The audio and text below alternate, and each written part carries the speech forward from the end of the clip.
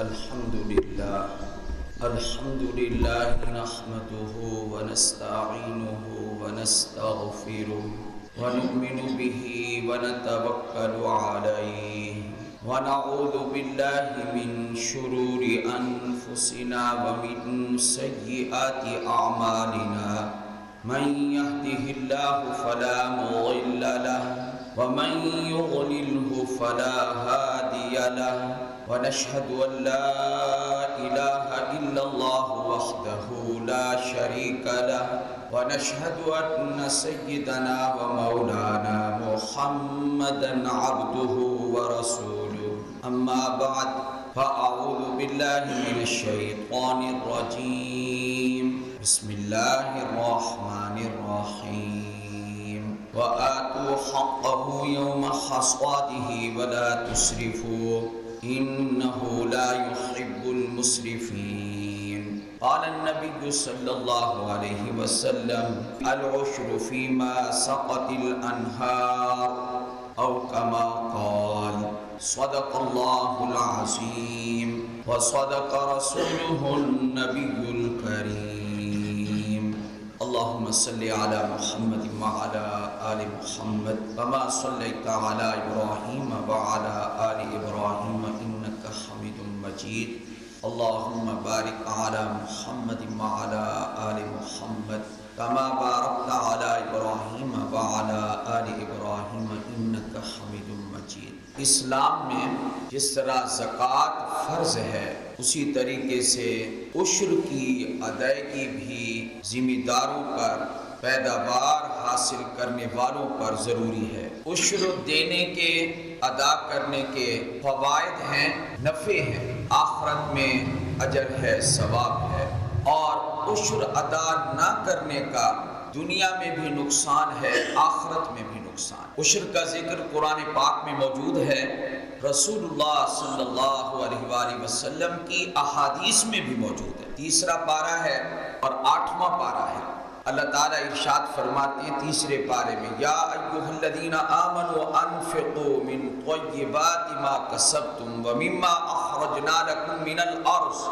اے ایمان والو، جو ہم نے تمہیں رزق دیا ہے تو اس میں سے جو پاکیزہ مال ہے، حلال مال ہے، وہ خرچ کرو. وَمِمَّا أَخْرَجْنَا لَكُم مِّنَ الْأَرْضِ، اور اس سے بھی خرچ کرو جو ہم نے تمہارے لیے زمین سے نکالا ہے. یہ کیا چیز ہے جو اللہ ہمیں فرما رہے ہیں کہ ادا کرو؟ جو لوگ بھی کاشت کر رہے ہیں، کر چکے ہیں، پیداوار حاصل کر رہے ہیں، اللہ تعالیٰ فرماتے ہیں ہم نے تمہارے لیے زمین سے یہ پیداوار نکالی ہے، اس میں سے خرچ کرو. یہ اللہ کا حکم ہے. 8ویں پارے میں اللہ تعالیٰ فرماتے ہیں وَآتُوا حَقَّهُ يَوْمَ حَصَادِهِ. عشر جو بندہ نکالتا ہے یا زکوٰۃ نکالتا ہے یا صدقہ خیرات کرتا ہے، آپ اندازہ لگائیں کہ دیتا کن کو ہے؟ فقیروں کو، مسکینوں کو، محتاجوں کو، بیواؤں کو، مدارس کو.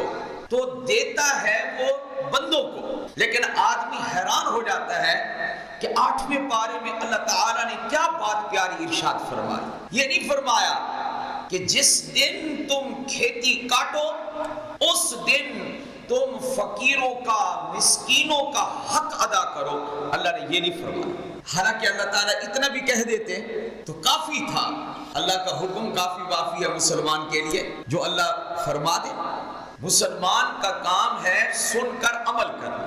آج کل ایک اور عادت پڑ گئی نا ہمیں، کیا یہ کیوں ہے، یہ کیسے ہے. جو یہ زیادہ پوچھتا ہے وہ عمل نہیں کرتا، وہ صرف بحث کرتا ہے.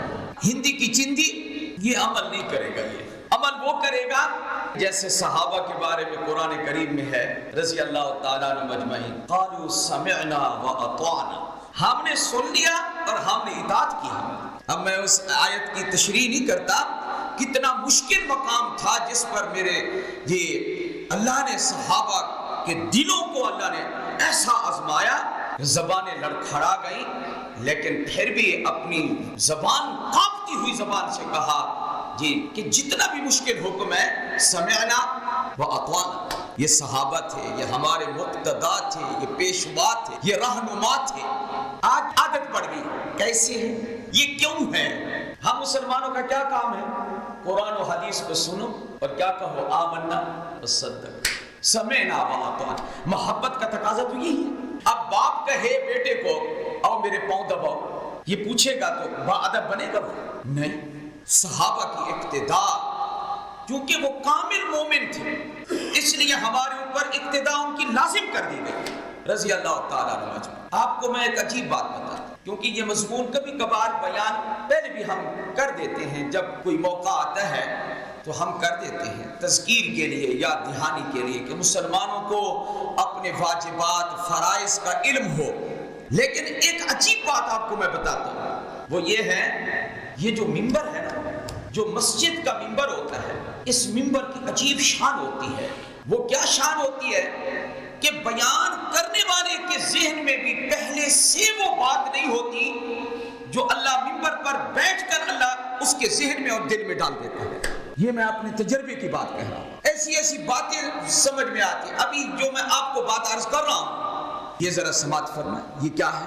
8ویں پارے کی آیت میں اللہ نے یہ نہیں فرمایا جس دن کھیتی کاٹو، پک جائے، کاٹو، فصل آ جائے، ڈھیر لگ جائے، تو اس دن تم مسکینوں کا، فقیروں کا، محتاجوں کا، بیواؤں کا حق ادا کرو. اللہ یہ بھی کہہ دیتے تو ہمارے لیے کافی وافی تھا. اللہ نے یہ نہیں فرمایا وَآتُوا حَقَّهُ يَوْمَ حَصَادِهِ. جس دن کھیتی کاٹو نا، اس کے کٹنے کا دن ہونا، اس دن اللہ کا حق ادا کرو. تو کتنا فرق ہے زمین آسمان کا. یہ فقیروں کا، مسکینوں کا جو حق ہوتا ہے، اللہ پاک نے اس کے بارے میں کیا فرمایا ہے؟ میرا حق ادا کرو، اللہ کا حق ادا کرو. اللہ اکبر. حالانکہ سب کو دینے والا تو وہی ہے، لیکن مسکینوں محتاجوں کو دلانے کے لیے، آپ کے رزق کو پاک کرنے کے لیے، آپ کے رزق کو بابرکت بنانے کے لیے پیارے رب نے کیا فرمایا؟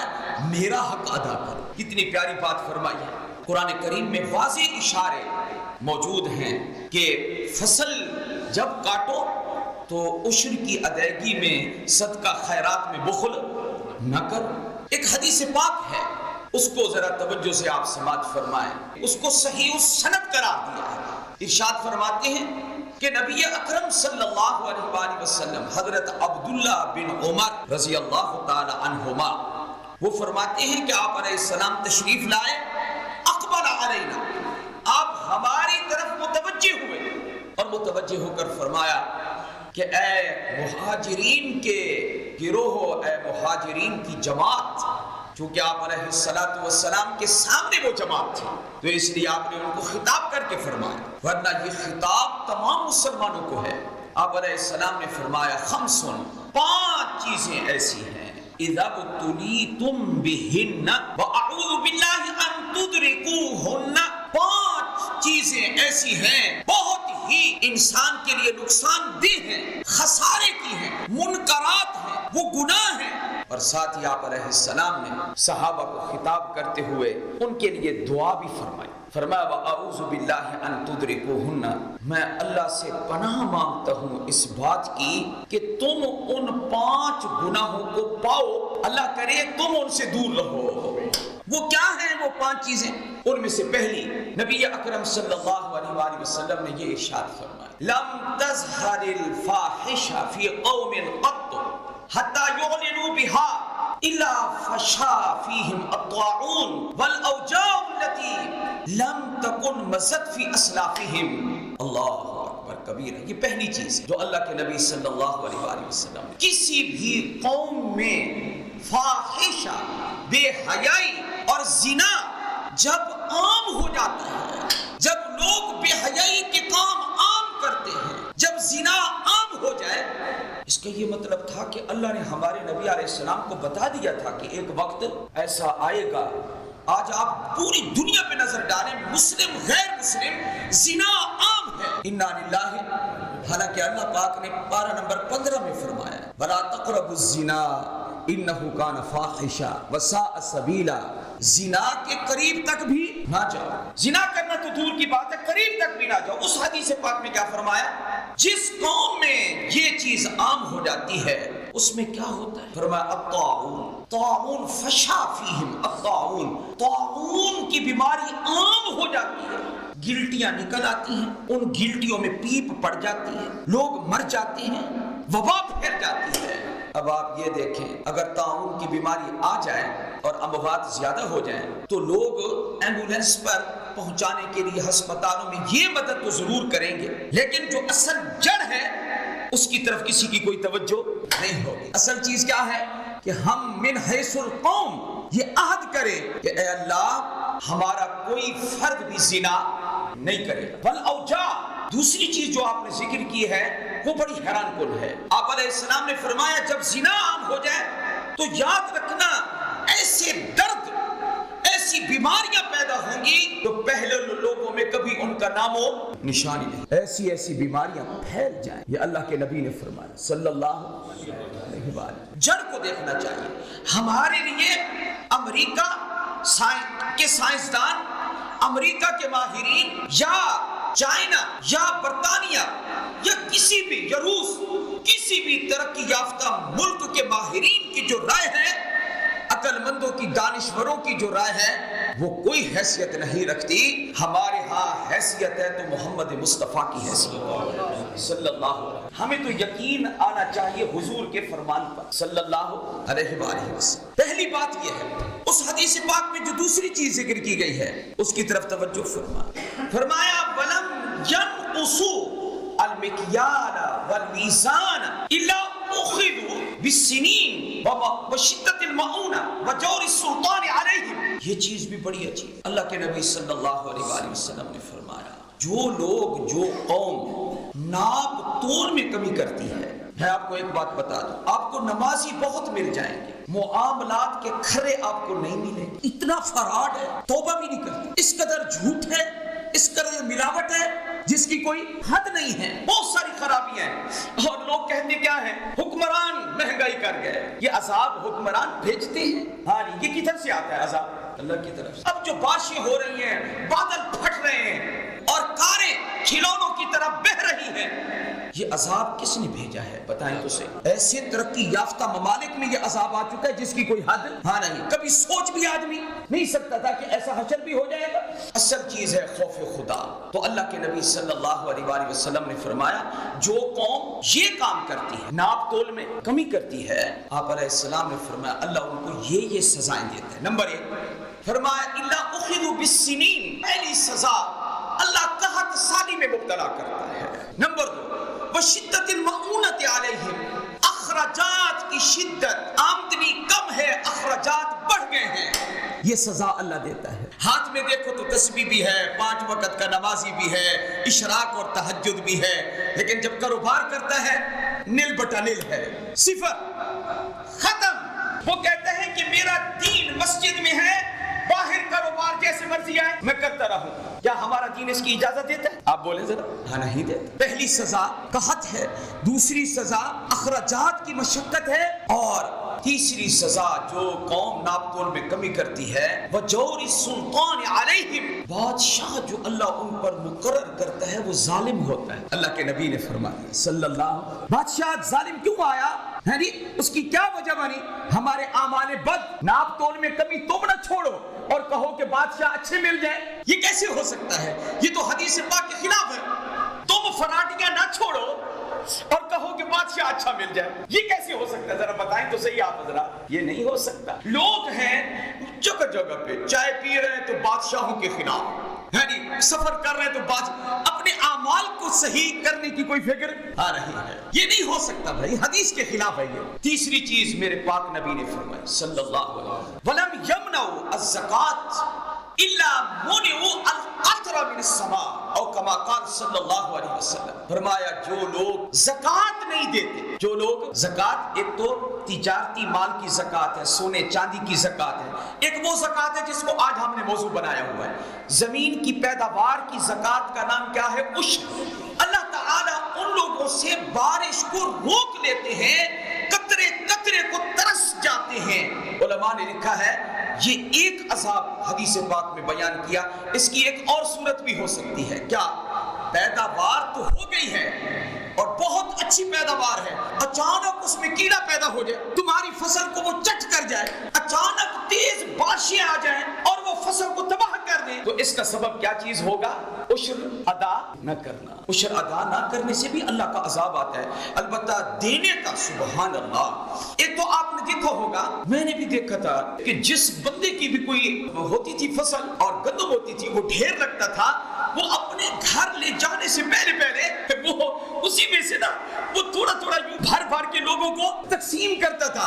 وہ یعنی لوگ بھی کہتے تھے اس کو، کیا تھوڑا سا ہمیں بھی دو، ایک پھکا ہمیں بھی دو، تو اس سے اللہ تعالیٰ اس کے مال میں برکت پیدا فرما دیتے ہیں۔ یہ برکتیں ہیں، وہ برکتوں والے کام ہم کرتے نہیں ہیں۔ بادشاہ جی ظالم ہے، بادشاہ نے ریٹ زیادہ کر دیا، یہ کر دیا اور وہ کر دیا، یہ چیزیں ہم بولتے ہیں کیونکہ زبان ہماری چلی ہوئی ہے تبصروں پر، تنقید پر۔ اپنے اوپر تنقید بہت مشکل ہے، اپنی اصلاح بہت مشکل ہے۔ اور جو چوتھی چیز آپ نے ارشاد فرمائی وہ یہ ہے وَلَمْ يَنْقُضُوا عَهْدَ اللَّهِ وَعَهْدَ رَسُولِهِ، جب بھی اللہ اور اللہ کے رسول کے عہد کو لوگ چھوڑیں گے صلی اللہ علیہ وآلہ وسلم، اللہ سے کیا ہوا وعدہ، اللہ کے رسول سے کیا ہوا وعدہ، ان کی تعلیمات کے خلاف جب لوگ کام کریں گے تو آپ علیہ السلام نے کیا فرمایا؟ جب بھی اللہ اور اللہ کے رسول سے وفا نہیں کریں گے الا صلت اللہ علیہم عدوا من غیرہم فاخذوا ما فی بعض ما فی ایدیہم، اللہ کے نبی نے فرمایا کہ جب لوگ عہد شکنی کریں گے اللہ غیروں کو، کافروں کو ان کے اوپر مسلط کر دیں گے اور ان کے ہاتھ کی چیزیں بعض وہ کافر لوگ چھین کے چلے جائیں۔ ہمارا پاکستان کا کتنی چیزیں ہیں کہ جن پر کافروں کو کنٹرول ہو چکا ہے۔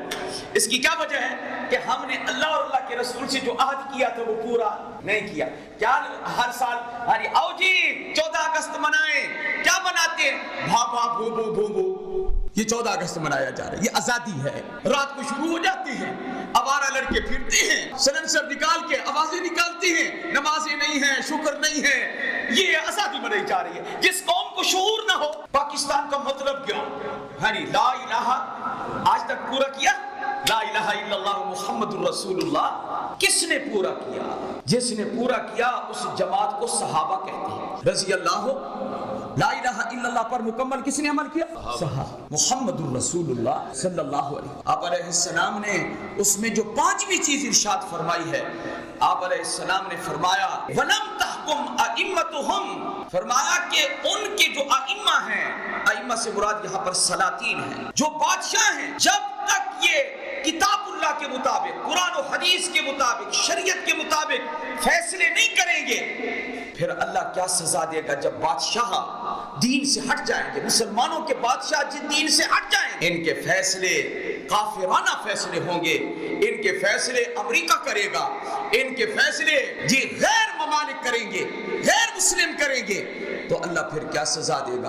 الا جعل اللہ بأسهم بینہم، پھر اللہ ان حکمرانوں کو ایک دوسرے کا دشمن بنا دے گا، یہ آپس میں کیا کرتے رہیں؟ لڑتے رہیں گے۔ بتائیں جو آج حدیث پاک کا میں نے آخری جملہ پڑھا ہے، ہمارے ملک کے بادشاہوں کا کیا حال، حکمرانوں کا کیا حال، آپس میں اگر یہ کتاب اللہ کے مطابق فیصلے کرتے تو کبھی لڑائی۔ اللہ ہم سب کو عمل کی توفیق عطا فرمائے۔ وآخر دعوانا ان الحمد للہ رب العالمین۔